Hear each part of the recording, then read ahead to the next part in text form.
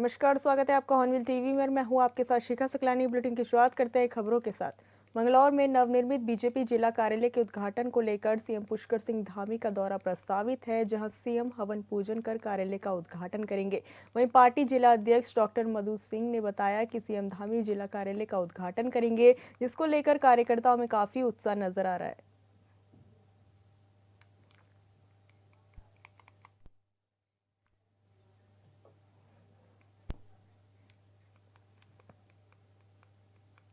अल्मोड़ा जिले के नवनियुक्त जिलाधिकारी अंशुल सिंह ने कलेक्ट्रेट पहुंचकर पदभार ग्रहण किया। इस मौके पर अधिकारियों ने उनका भव्य स्वागत किया। डीएम अंशुल सिंह ने कलेक्ट्रेट में ट्रेजरी समेत कई कार्यालयों का निरीक्षण कर व्यवस्थाएं देखी और अधिकारियों को जरूरी दिशा निर्देश दिए। इस दौरान डीएम अंशुल सिंह ने कहा कि शिक्षा, स्वास्थ्य, रोजगार और खेल के कार्यों को प्राथमिकता दी जाएगी। साथ ही उन्होंने पेयजल की समस्या से निपटने के लिए कार्य करने की बात कही है।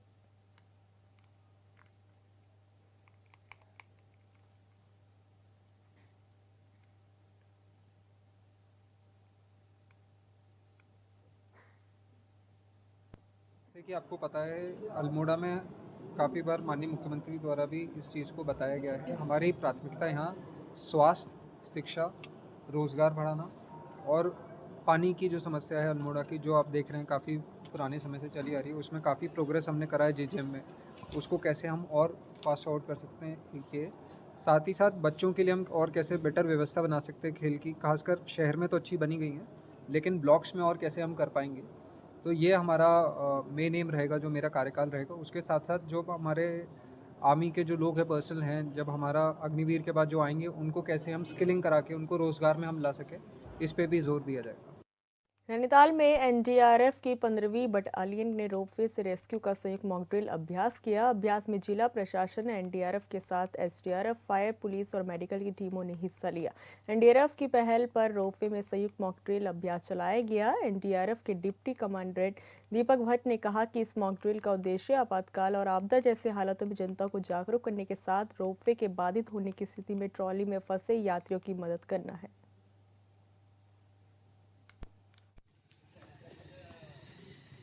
15वीं वाहिनी एनडीआरएफ गदरपुर से हम अपनी टीम लेकर यहाँ पर आए हैं और नैनीताल प्रशासन के साथ एसडीआरएफ और फायर और अन्य एजेंसी के साथ मिलकर हम लोग आज ये मॉक ड्रिल कर रहे हैं।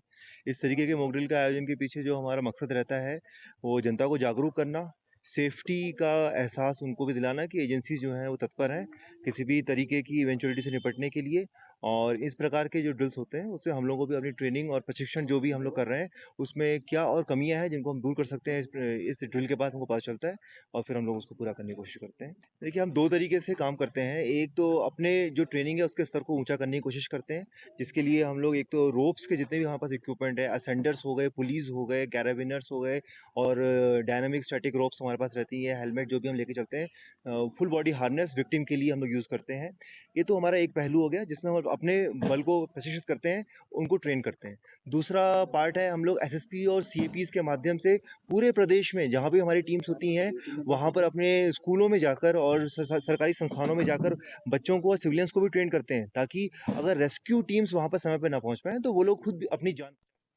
बीजेपी में 2017 से ही बीजेपी की डबल इंजन वाली सरकार है और मौजूदा वक्त में एक मामले को लेकर पार्टी के दो बड़े नेताओं आमने सामने हैं। ये दोनों ही नेता बद्री केदार मंदिर समिति से जुड़े हैं। इसमें से एक पूर्व अध्यक्ष अजेंद्र अजय है तो दूसरे नेता वर्तमान अध्यक्ष हेमंत द्विवेदी हैं। दोनों नेता एक दूसरे को चुनौती दे रहे हैं।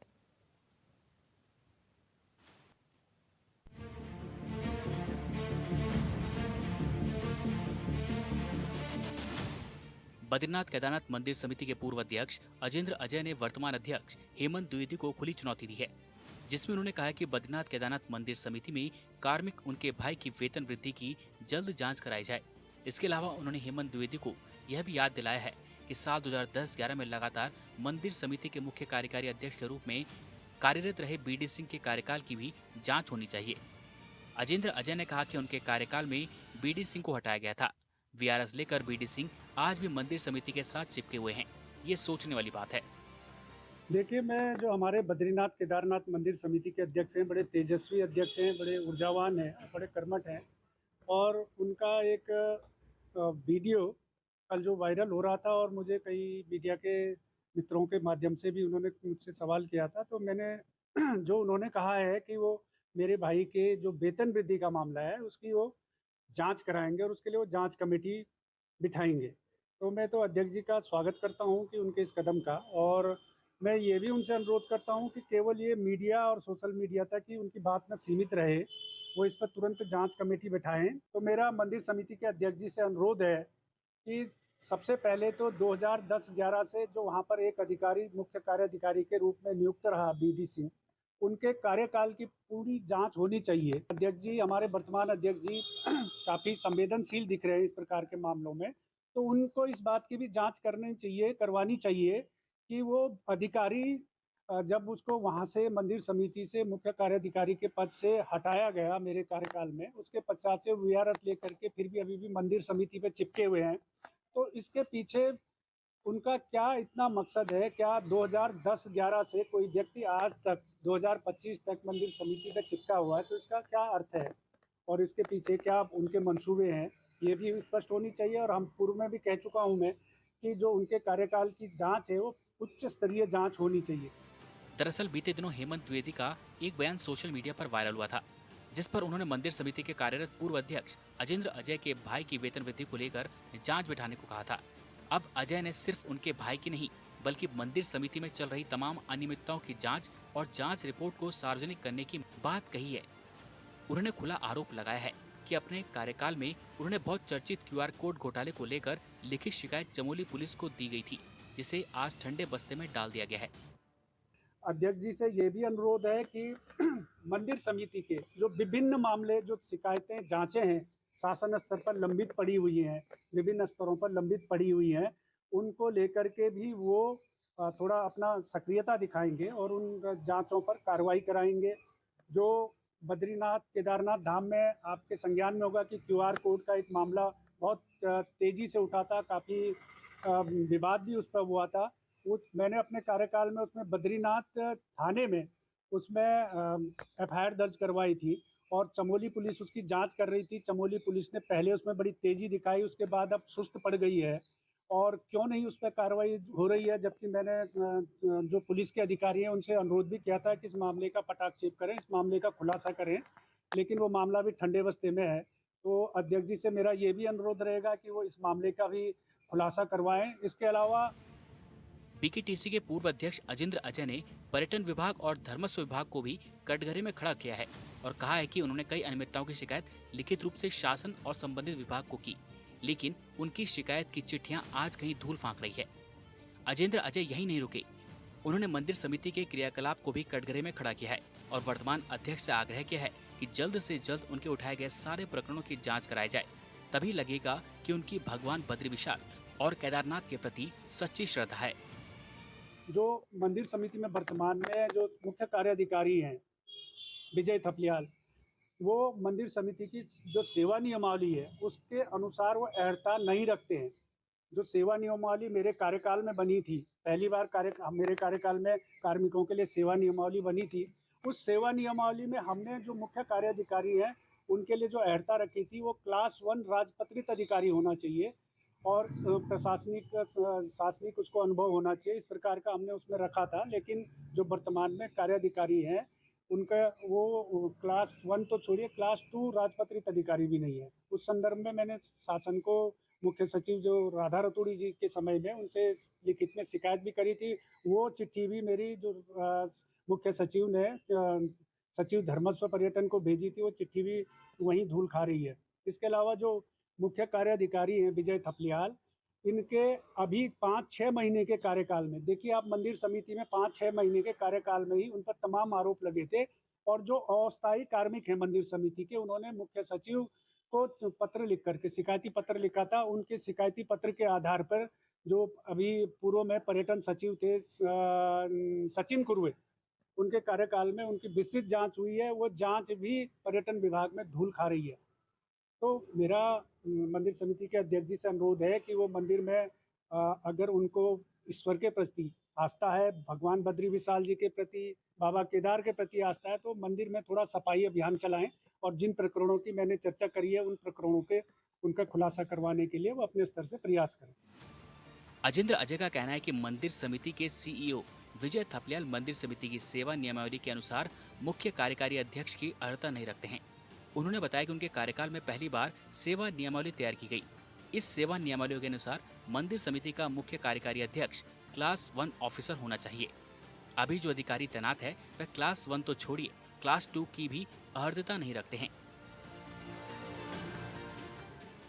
Bureau report, hornbill TV.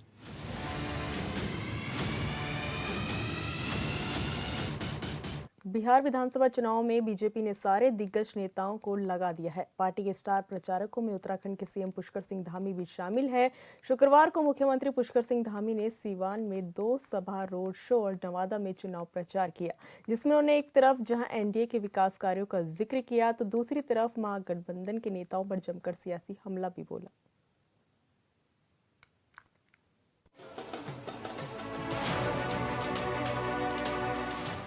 Uttarakhand के सीएम पुष्कर सिंह धामी ने भी बिहार में पार्टी के लिए चुनाव प्रचार की कमान संभाल ली है।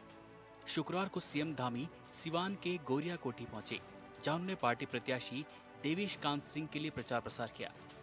इसके साथ ही सीएम धामी ने सिवान विधानसभा क्षेत्र में बीजेपी प्रत्याशी मंगल पांडे, नवादा के वारसलीगंज से बीजेपी प्रत्याशी अरुणा देवी के समर्थन में भी प्रचार किया।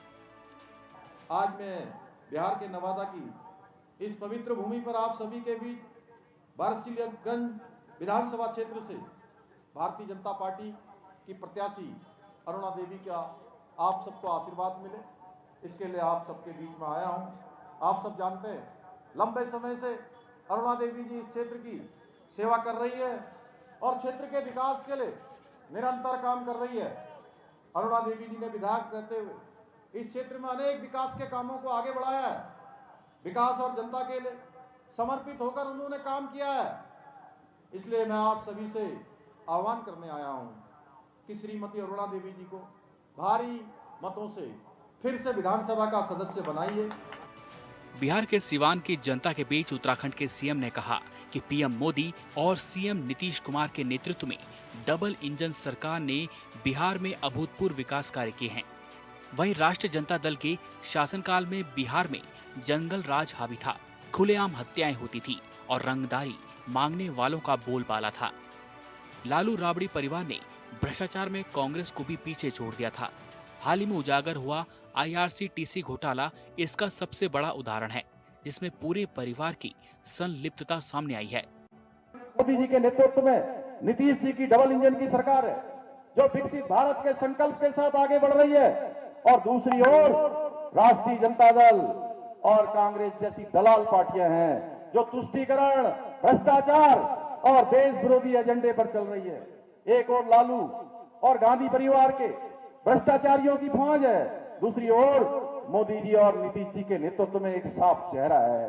चिराग पासवान जैसे युवा जोश है, उपेंद्र कुशवाहा जैसे हमारे सफेद तबाए नेता हैं, और जितिन मांझी जी जैसे लोग आज इस पूरे बिहार को आगे ले जाने का काम सब लोग मिलकर करेंगे। अब निर्णय आपका है। मुख्यमंत्री पुष्कर सिंह धामी ने कहा कि ये वही लोग हैं जिन्होंने बिहार को जंगल राज में तब्दील कर दिया था। लालू और राबड़ी देवी के शासनकाल में अपराध चरम पर था, दिन दहाड़े कत्ल हुआ करते थे, रंगदारी मांगने वालों का राज होता था। कांग्रेस ने 60 साल तक देश को लूटकर अपनी तिजोरियां भरी है। वहीं लालू परिवार ने भ्रष्टाचार में कांग्रेस को भी पीछे छोड़ दिया। चारा घोटाला हो या IRCTC घोटाला, इनका पूरा परिवार इसमें संलिप्त पाया गया है। मुझे पूरा विश्वास है कि बिहार का जनादेश इस बार भी विकास, सुशासन और राष्ट्रवाद के पक्ष में होगा। आज हर गरीब को सहायता करने का काम प्रधानमंत्री मोदी जी के द्वारा हो रहा है। मैं बिहार की बात करूं तो आज 8 करोड़ से अधिक लोग हमारे मुफ्त राशन योजना का लाभ उठा रहे हैं।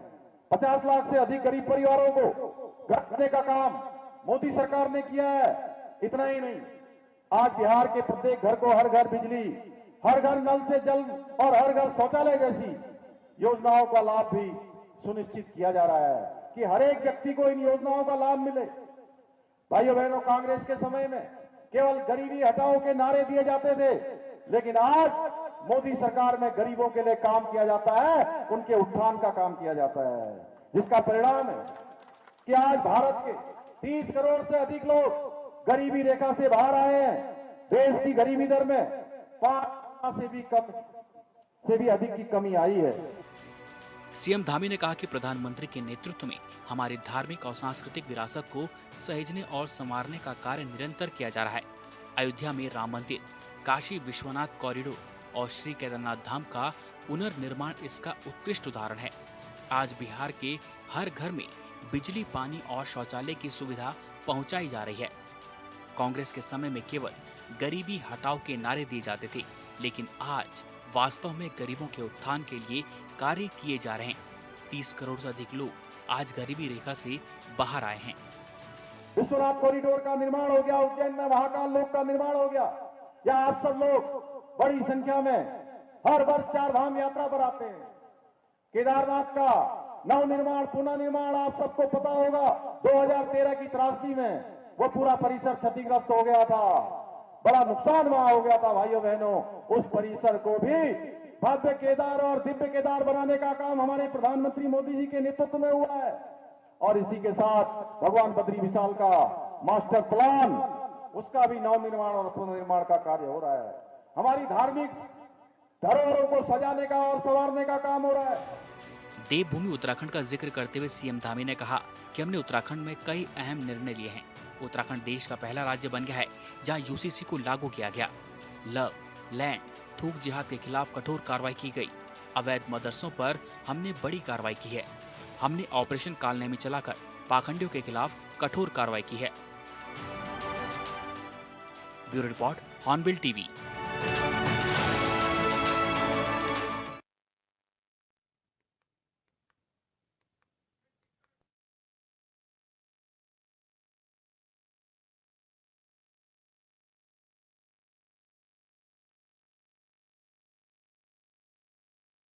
पार्टी के लिए चुनाव प्रचार की कमान संभाली।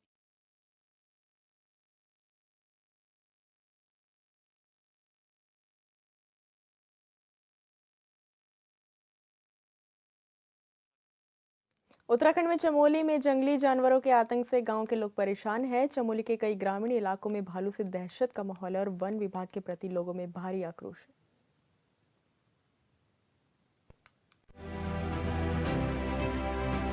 उत्तराखंड के अलग अलग क्षेत्र में भालू की दहशत बनी हुई है। चमोली में जिला मुख्यालय गोपेश्वर के पास सैरो गांव में एक व्यक्ति पर भालू ने हमला करते हुए उसे गंभीर रूप से घायल कर दिया। घायल को स्थानीय लोगों ने जिला अस्पताल गोपेश्वर पहुंचाया। स्थानीय निवासी पवन सिंह ने बताया कि 46 वर्षीय मानवेंद्र अपने घर लौट रहा था। इसी दौरान गांव के पास भालू ने उस पर हमला बोल दिया। मानवेंद्र ने किसी तरह खुद को बचाया, लेकिन भालू के हमले में वह गंभीर रूप से घायल हो गया। सड़क न होने के चलते ग्रामीणों ने लगभग 3 किलोमीटर कुर्सी पर बैठाकर उसे मोटर मार्ग तक पहुंचाया और उसके बाद उन्हें जिला अस्पताल गोपेश्वर ले जाया गया, जहां उन्हें प्राथमिक उपचार दिया जा रहा है। घटना के बाद क्षेत्र में दहशत का माहौल बना हुआ है। ग्रामीणों ने इसकी सूचना वन विभाग को दे दी है। शीघ्र स्थायी समाधान और मामले पर कार्रवाई की मांग की गई है। एक तरफ जहां लोगों में भालू की दहशत है और दूसरी तरफ गांव में सड़क न होने की वजह से लोगों में आक्रोश है। राज्य सरकार सड़क को लेकर बड़ी बड़ी बातें तो करती है, लेकिन सच्चाई तो यह है कि आज भी कई गांव में सड़क तक का निर्माण नहीं हुआ, जिसकी वजह से लोगों को कई किलोमीटर पैदल चलकर ही गांव पहुंचना पड़ता है। चमोली से हॉर्नबिल टीवी के लिए संजय कुमार की रिपोर्ट।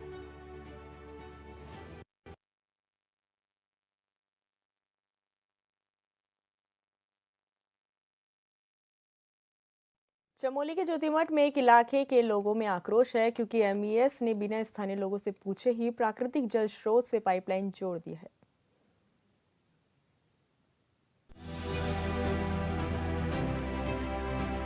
चमोली में नगर पालिका क्षेत्र ज्योतिर्मठ में परसारी वार्ड में एमईएस मिलिट्री इंजीनियरिंग सर्विस ने स्थानीय लोगों से बिना अनुमति के प्राकृतिक जल स्रोत से पाइपलाइन जोड़ दिया है, जिसका लोगों ने जमकर विरोध किया। परसारी नगर पालिका वार्ड की सदस्य सुनीता देवी उप जिलाधिकारी ज्योतिर्मठ कार्यालय पहुंची और एसडीएम ज्योतिर्मठ से संबंधित मामले की जानकारी देते हुए लिखित रूप से पत्र भी सौंपा। शिकायत पत्र में बताया गया है कि एमईएस के ठेकेदार ने बिना परसारी गांव के ग्रामीणों को बताए उनके गांव के मुख्य जल स्रोत से पेयजल की लाइन जोड़ दी। ग्रामीणों का कहना है कि पारंपरिक घराट, मवेशियों को पानी समेत गांव की पेयजल आपूर्ति इससे प्रभावित हो रही है। लिहाजा आने वाले समय में ग्रामीणों को काश्तकारी, खेतीबाड़ी और बागवानी में भी काफी परेशानी आ सकती है। ग्रामीणों ने मांग की कि मिलिट्री इंजीनियरिंग सर्विस के कॉन्ट्रैक्टर की तरफ से पेयजल लाइन के कार्य को तत्काल प्रभाव से रोका जाए। इसको लेकर ग्रामीणों ने एसडीएम को ज्ञापन सौंपा है, साथ ही विरोध भी दर्ज किया है। ज्योतिर्मठ से हॉर्नबिल टीवी के लिए संजय कुमार की रिपोर्ट। जिलाधिकारी गौरव कुमार ने शुक्रवार को बद्रीनाथ धाम में मास्टर प्लान के तहत चल रहे निर्माण कार्यों का स्थलीय निरीक्षण किया। इस दौरान उन्होंने भगवान बद्री विशाल की पूजा अर्चना कर सभी जनपद वासियों की सुख समृद्धि की कामना की। बद्रीनाथ मंदिर पहुंचने पर बद्री केदार मंदिर समिति के प्रभारी अधिकारी विपिन तिवारी ने जिलाधिकारी का स्वागत किया और उन्हें भगवान बद्री विशाल का प्रसाद और अंगवस्त्र भेंट किए। निरीक्षण के दौरान जिलाधिकारी ने रिवर फ्रंट विकास कार्यों में तेजी लाने के निर्देश दिए। उन्होंने पीआईयू के अधिशासी अभियंता योगेश मंडराल से धाम में किए जा रहे निर्माण कार्यों की विस्तृत जानकारी ली और ब्रह्म कपाल क्षेत्र में चल रहे कार्यों का जायजा लिया।